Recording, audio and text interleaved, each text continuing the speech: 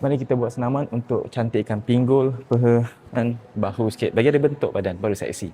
Okay, now first exercise, we're going to do squat and then thruster. So, dumbbell letak dekat bahu in this position. Pinggul tolak ke belakang tak, bukan turunkan lutut. So, pinggul tolak ke belakang sampai pada lutut relax, naik, boleh tolak ke atas. 1. Perlahan-lahan. 2. Ini bagus untuk you punya pinggul, peha. Same time untuk bahu sekali. Relax. 4.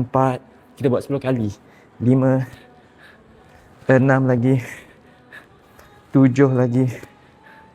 8. 9. 10. Relax. Nah, senaman pertama dah buat you penat, garanti. Lepas tu kita buat lateral raise pula. Ke depan this position, dah tolak ke atas, angkat. 1. Relax, perlahan-lahan. 2. Ini bagus untuk bahu kita. 3. 4 lagi. 5. 6 lagi. 7. Perlahan-lahan. 8. 9. 10. Okay, next one. Sumo squat. Ini bagus untuk bahagian abductor kat tengah-tengah celah kangkang ni. Turun bawah, naik balik. 1. 2.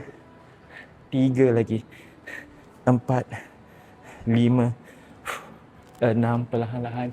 7. 8. 9. 10. Next one.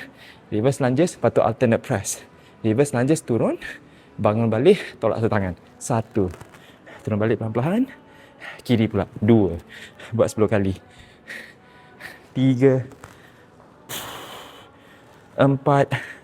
Lagi. 5. Ini kita cantumkan semua senaman dalam satu circuit.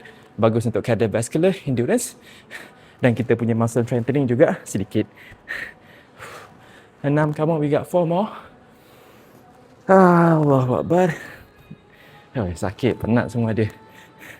Relax. Last one. Hurrah.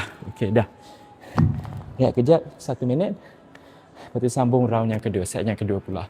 Cuba buat sebanyak anda boleh dalam masa 10 minit. Lagi banyak, lagi bagus. Dan follow saya kalau korang lagi banyak senaman yang boleh bantu anda fitkan badan tu dekat rumah.